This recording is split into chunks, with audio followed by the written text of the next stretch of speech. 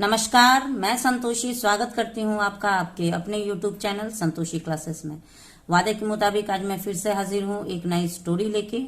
Story का title है Akbar's dream. बहुत ही शॉर्ट स्टोरी है, मॉरल वाली स्टोरी है, सुन के आपको बहुत ही मजा आएगा। इस स्टोरी को हम सबसे पहले इंग्लिश टू हिंदी ट्रांसलेट करेंगे। एक एक वर्ड का हिंदी अर्थ मैं आपको बताते जाऊंगी, इनका करेक्ट प्रोनाउंसिएशन भी बताते जाऊंगी, और इस कहानी में जो भी ग्रामर का पार्ट होगा उसको भी हम बहुत ही ब्रीफ में, बहुत ही डिटेल में सीखने वाले हैं, ताकि आपको इस कहानी को समझने में, पढ़ने में बहुत ही आसानी होगी। तो चलिए स्टार्ट करते हैं। सबसे पहले स्टोरी का टाइटल देखते हैं, अकबर्स ड्रीम। क्या मतलब हुआ? यहाँ पे अकबर के बाद जो एपोस्ट्रोफी एस का प्रयोग किया गया है, इसका मतलब होता है का, के, की। तो यहाँ पे अकबर्स ड्रीम का मतलब हुआ अकबर का सपना। ड्रीम का मतलब होता है सपना। अब मैं स्टोरी को पढ़ने जा रही हूँ। मेरी रिक्वेस्ट है आपसे, अगर वीडियो अच्छा लगे तो लाइक जरूर कर दीजिएगा, और चैनल पे पहली बार अगर मेरा वीडियो देख रहे हैं तो चैनल को सब्सक्राइब भी कर लीजिएगा। तो चलिए स्टार्ट करते हैं। Birbal was not just blessed with a clever mind. क्या मतलब हुआ? Birbal was not just blessed. Blessed का मतलब होता है वरदान, ठीक है। तो बीरबल को सिर्फ वरदान ही नहीं मिला था, with A clever mind. Clever mind का मतलब होता है चालाक दिमाग, शार्प दिमाग जो होता है, तुरंत कोई भी बात का जवाब दे देना। तो उनके पास बहुत ही चालाक दिमाग है। तो उनको सिर्फ एक चालाक दिमाग का ही वरदान नहीं मिला था। He also had a different way of looking at every situation. क्या मतलब हुआ? ही ऑल्सो हैड मतलब उनके पास भी है a different way of looking. Different way of looking का मतलब होता है दृष्टिकोण, अलग तरीके का एक दृष्टिकोण होता है। एट एवरी सिचुएशन, अलग अलग परिस्थितियों को देखने का उनका जो है अलग नजरिया होता है। जो हम कहते हैं ना कि किसी भी बात को, किसी भी सिचुएशन को चार अलग तरीके का लोग चार प्रकार से, चार नजरिए से देख सकते हैं। एक आदमी कुछ अलग नजरिए से देखेगा, दूसरा कुछ अलग नजरिए से देखेगा। सबका देखने का नजरिया, सिचुएशन को हैंडल करने का नजरिया अलग अलग होता है।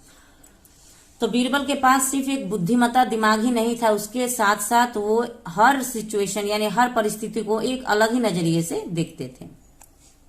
He had a positive attitude. उनके पास एक सकारात्मक दृष्टिकोण था। सकारात्मक दृष्टिकोण मतलब गलत को भी एक सही बना देने का एक हुनर होता है। वन मॉर्निंग, एक सुबह, Akbar was upset with a dream he had. क्या मतलब हुआ? यहाँ पे अकबर वॉज अपसेट का मतलब होता है अकबर उदास थे, दुखी थे, विथ ए ड्रीम एक सपने को लेके, ही हैड यानी जो उन्होंने रात देखी थी। तो एक सुबह अकबर अपने रात के सपने से लेके बहुत ही परेशान थे, दुखी थे। ही सेंट फॉर मैनी रियोन्ड एस्ट्रोनोलॉजर्स। यहाँ पे देखिए ही सेंट, सेंट का सेकेंड फॉर्म सेंट है। सेंट का मतलब होता है भेजना, सेंट मतलब भेजा। तो उन्होंने भेजा फॉर मैनी रियोन्ड एस्ट्रोलॉजर्स। एस्ट्रोलॉजर्स का मतलब होता है ज्योतिष, तो रिनोड का मतलब होता है प्रसिद्ध। तो उन्होंने बहुत ज्यादा मतलब अनेकों प्रसिद्ध ज्योतिषियों को बुलाने के लिए भेजा। When they all reached his palace, he asked them to interpret the dream he had the previous night. क्या मतलब हुआ? When they all reached his palace. Palace का मतलब होता है महल, when मतलब जब। तो जब they all यानी वे सभी, reached यानी पहुंचे, his palace यानी उनके महल में पहुंचे। he asked उन्होंने पूछा, them उनसे, to interpret यानी व्याख्या करने के लिए। interpret का मतलब होता है व्याख्या करना। the dream यानी उस सपने की व्याख्या करना। He had the previous night यानी कल रात जो उन्होंने सपना देखा, उस सपने का व्याख्या करने, उस सपने के बारे में मतलब निकालने के लिए उन्होंने बहुत ही प्रसिद्ध ज्योतिषियों को अपने महल में बुलाया। आई dreamed that all my teeth except one had fallen out. क्या मतलब हुआ? आई ड्रीम्ड, यहाँ पे ड्रीम का second form dream, past indefinite का अफर्मेटिव वाक्य है। मैंने सपना देखा, दैट की, ऑल माई टीथ यानी मेरे सारे दांत, एक्सेप्ट वन यानी एक को छोड़ के, हैड फॉलन आउट यानी सारे दांत मेरे, एक दांत को छोड़कर सारे दांत मेरे गिर चुके हैं। ये कैसा सपना है?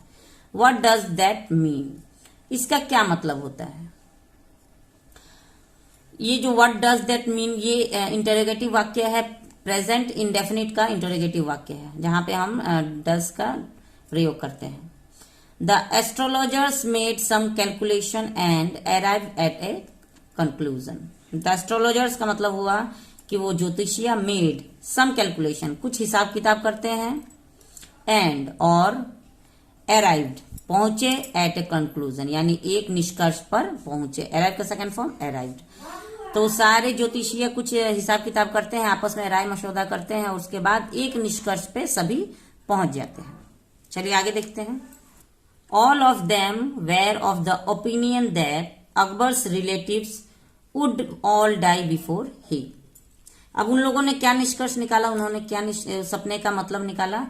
All of them where the opinion यानी उन सभी का यही निष्कर्ष निकला था, यही मत था, दैट कि अकबर्स रिलेटिव्स यानी अकबर का जो रिश्तेदार है, कितने भी रिश्तेदार हो, कोई भी रिश्तेदार हो, अकबर के सभी रिश्तेदारी वुड ऑल डाई। वुड का प्रयोग किया गया। वुड एक मॉडल वर्ब है जिसका मतलब होगा गा गे गी। वुड ऑल डाई यानी सभी मर जाएंगे, बिफोर ही यानी उनसे पहले, यानी अकबर से पहले ही उनके सारे रिश्तेदार मर जाएंगे। यही मतलब उन लोगों ने ये निकाला था कि सारे दांत गिर जाएंगे सिवाय एक, यानी एक जो दांत बचा हुआ था उस दांत को उन्होंने अकबर का नाम दे दिया। तो अकबर महाराजा से पहले ही उनके सारे रिश्तेदार मर जाएंगे, ये निष्कर्ष सभी ज्योतिषियों ने निकाला। Akbar was not happy to hear this. Akbar खुश नहीं हुए। नॉट हैप्पी मतलब खुश नहीं हुए, टू हियर दिस ये सुन के अकबर खुश नहीं हुए। ही सेंट देम ऑल अवे। उन्होंने भेज दिया उन्हें किन्हें, सभी ज्योतिषियों को, ऑल अवे यानी सभी को उन्होंने दूर भेज दिया। Birbal saw that Akbar was sad.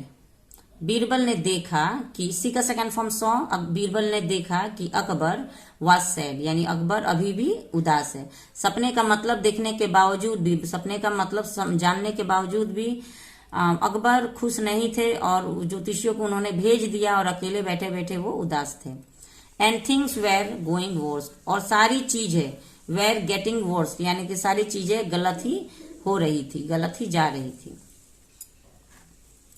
He said, अब उन्होंने कहा, बीरबल नहीं देख पाए, सब सारा ड्रामा देखते देखते देखते अंत में उन्होंने कहा, चीयर अप योर मेजेस्टी कि शांत रहे महाराज। The dream means that you will live longer. वह सपना कहता है यानी उस सपने का मतलब है कि यू विल लिव, यहाँ पे विल के साथ वर्ब का फर्स्ट फॉर्म है, फ्यूचर इंडेफिनिट का एफर्मेटिव वाक्य है। लिव का मतलब रहना और विल लिव मतलब रहेंगे। तो the dream means that you will live longer, longer मतलब लंबे समय तक। तो वो सपना का मतलब ये है, उस सपने का ये तात्पर्य है कि आप लंबे समय तक रहेंगे यानी जीवित रहेंगे।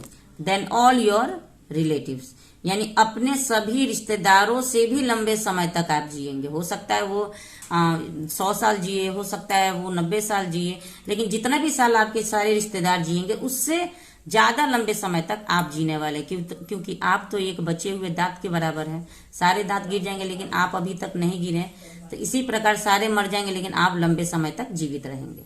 Akbar smiled and nodded. Akbar ने मुस्कुराया और सर हिलाया। नोडेड मतलब सर हिलाना।